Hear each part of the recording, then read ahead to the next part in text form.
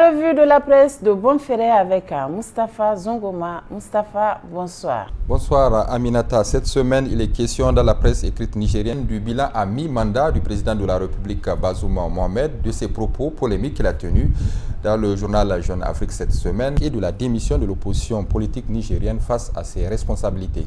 Et nous débutons avec la une du journal L'Enquêteur d'hier mercredi. Le quotidien indépendant privé a titré Bazoum Mohamed 50% de mandat, 100% d'échec. Dans une interview accordée à Jeune Afrique, le président de la République Bazoum Mohamed a affirmé que ses premières années à la tête du pays ont été une réussite. Nous avons un État qui tient, qui est respecté et qui organise chaque semaine ou presque des forums d'investisseurs en provenance d'Asie, d'Amérique et d'Europe. Nous assurons la sécurité sur la grande partie de notre territoire ainsi que la pérennité de nos institutions démocratiques. Je crois que nous nous en sortons pas mal et c'est un motif de satisfaction, a affirmé le chef de l'État dans les colonnes du journal Jeune Afrique. Mais en vérité, le bilan à mi-mandat de Bazoum est une faramineuse accumulation d'échecs, retorque le journal L'Enquêteur d'hier mercredi. L'enquêteur qui illustre son affirmation par ce qu'il qualifie d'échec de la politique de lutte contre la corruption du président de la République Bazoum Mohamed, un échec qui s'est matérialisé par le sacrifice de quelques lampistes en lieu et place des ténors du parti au pouvoir, le PNDS Tareya, qui traîne des casseroles et qui arrive quand même à passer entre les mailles du filet de la justice. Faillite également de la lutte antiterroriste, non seulement la Renaissance Acte 3 n'a pas réussi à endiguer les attaques, mais l'on assiste même à une prolifération du terrorisme et une paupérisation sans précédent des populations dans certaines régions du pays touchées par ce fléau.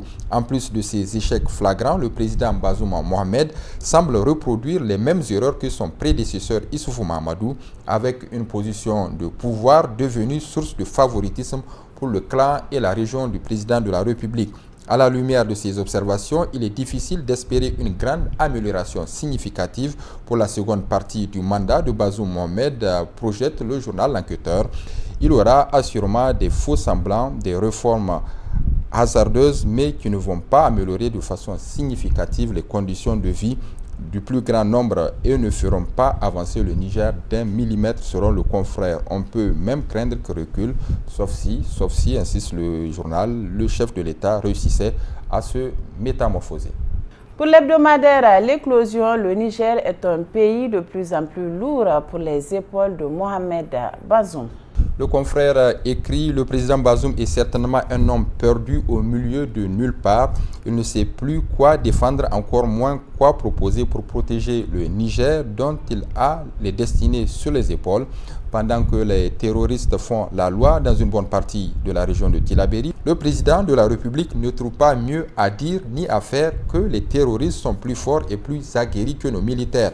Cette façon de voir les choses est entretenue à dessein selon le confrère et c'est pour justifier la présence des militaires français dans notre pays. Ils ont même la possibilité aujourd'hui d'inviter leurs amis à venir s'installer militairement dans notre pays. Nos voisins et frères du Mali et du Burkina Faso font les mauvais choix en livrant une guerre sans merci aux terroristes parce que c'est ce que la France veut entendre.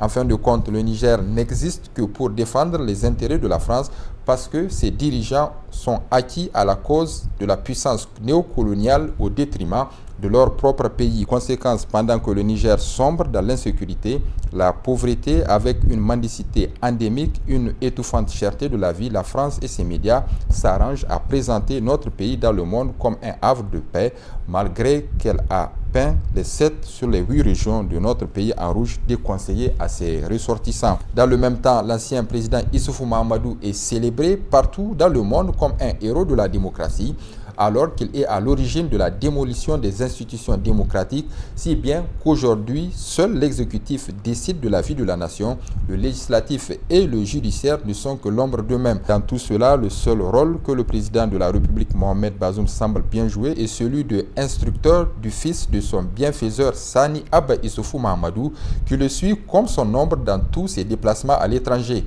Peu importe que l'objet du voyage présidentiel ait un lien avec le pétrole dont Abba a la charge ou non, il est toujours là, côte à côte avec le président Bazoum. Il se prépare sans doute, selon le journal, à prendre la relève de la dynastie en enrichissant son carnet d'adresses, mais surtout en s'habituant aux réunions avec les grands de ce monde.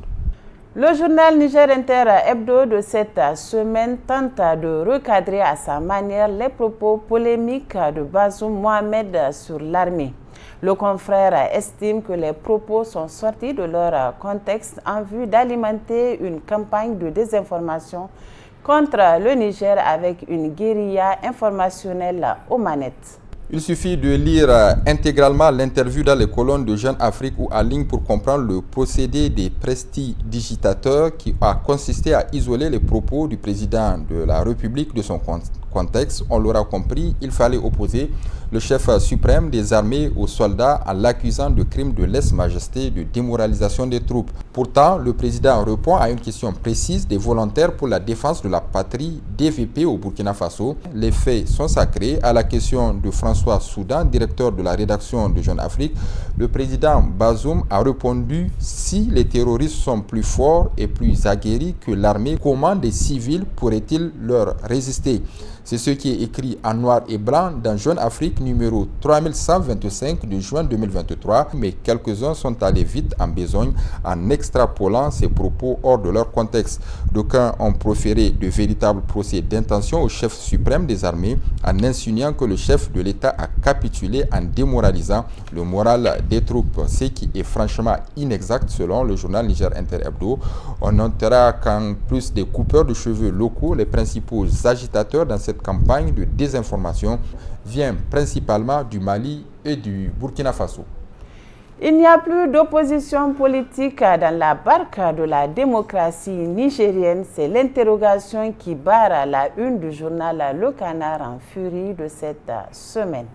Où sont passés les opposants politiques? Le confrère s'interroge. C'est la lancinante question que de nombreux Nigériens se posent aujourd'hui au regard du silence de cimetière que ces derniers observent depuis bientôt 2 ans. Même les simples déclarations et communiqués de la coalition pour l'alternance 2020-2021, le regroupement des partis politiques d'opposition ayant soutenu la candidature de Mahaman Ousmane, rendait public avant pour dégager la position de ses membres par rapport à des préoccupations d'intérêt national ne se font plus depuis belle lurette. Pourtant, ce ne sont pas les occasions qui manquent tellement ce régime des renaissants pose régulièrement des actes de malgouvernance d'une gravité extrême sur lesquels les citoyens veulent bien voir l'opposition s'en saisir pour lui demander des comptes. Il y a eu le gigantesque scandale de corruption dans l'affaire dite Uranium Gate.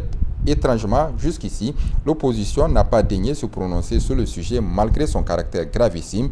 Il y a également eu la cérémonie de présentation du prix Mo Ibrahim de l'ancien président Issoufou Mahamadou, une distinction que l'écrasante majorité des Nigériens ont perçue comme une insulte à leur encontre au regard de la gestion prédatrice de l'État par l'ancien président. À cette occasion aussi, les Nigériens ont attendu vainement l'appréciation du prix Mo Ibrahim par l'opposition politique nigérienne. L'interview accordée par le président de la République Bazoum Mohamed à Jeune Afrique, dans laquelle il s'en est pris à nos armées, qu'il a dévalué à travers une comparaison avec l'ennemi.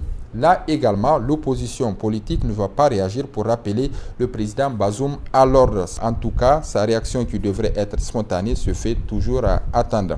C'est quoi finalement cette opposition politique qui pense que son salut en 2025-2026 réside dans le fait de refuser d'assumer son rôle par crainte de représailles du régime en place, s'interroge le confrère. À la lumière de ce comportement démissionnaire des opposants politiques face à leurs responsabilités, les Nigériens savent désormais à quel type de classe politique ils ont affaire. Ils sont quasiment tous dans la politique pour accéder au pouvoir d'État et jouir des avantages qu'ils procurent.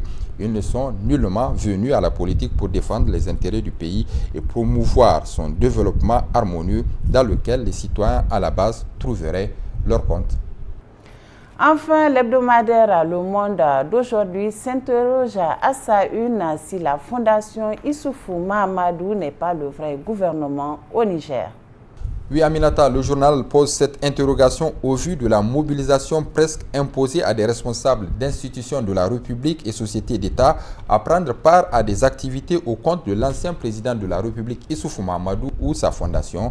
La dernière en date, c'est le forum de la FIM sur la Grande Muraille Verte. Il s'agissait pour les organisateurs du forum de mobiliser le secteur privé afin de participer à la réalisation de l'ambitieux programme de la Grande Muraille Verte au Niger. Mais comme il s'agissait toujours d'Issoufou Mahamadou, il fallait une mobilisation exceptionnelle de tout le sommet de la République, à commencer par le président de la République, Bazoum Mohamed. Pour cette rencontre, la capitale Niamey a été pratiquement paralysée, car la circulation au centre-ville était fortement perturbée par le dispositif sécuritaire déployé sur les principales artères riveraines du centre international Mahatma Gandhi, où a eu lieu la dite rencontre. Les automobilistes de la ville de Niamey avaient dû probablement se rappeler les mauvais souvenirs de l'ère Issoufou Mahamadou, où la circulation pouvait être bloquée des heures durant à cause du passage du cortège présidentiel. En réalité, il n'avait pas tout à fait tort, puisque l'intéressé était bel et bien de la partie. Comme on le voit, Issoufou Mahamadou est parti du pouvoir sans l'être véritablement, car se trouvant toujours dans les pattes du président Bazoum Mohamed pour l'empêcher d'exécuter son propre programme politique. Sinon, comment comprendre que pour les activités d'une fondation, une organisation strictement privée, tout un gouvernement, voire une république, soit mobilisé comme s'il s'agissait d'une institution républicaine? L'on avait cru élire ou réélire en 2011 et 2021 un vrai démocrate et un républicain convaincu à la magistrature suprême du Niger, mais en réalité, il s'agissait tout simplement d'un démagogue. C'est triste pour tous ceux qui avaient cru que l'élection de Bazoum Mohamed serait l'hirondelle annonciatrice du printemps au Niger. Et puis, Aminata, avant de nous quitter, découvrons ensemble la une du bimensuel nigérien d'information, d'analyse et d'opinion, le Nouveau Citoyen numéro 12 du 5 juin 2023, qui a titré à sa une « Des bons salaires pour les enseignants dont dépend le développement de l'éducation au Niger ». Le confrère qui propose dans son éditorial une analyse sur les deux secteurs prioritaires de base, notamment la santé et l'éducation. Moustapha Zongoma, merci. Merci Aminata Yayamega. Merci également à vous, messieurs, dames, de nous avoir suivis. Excellente soirée en compagnie des programmes de la télévision Bonferré.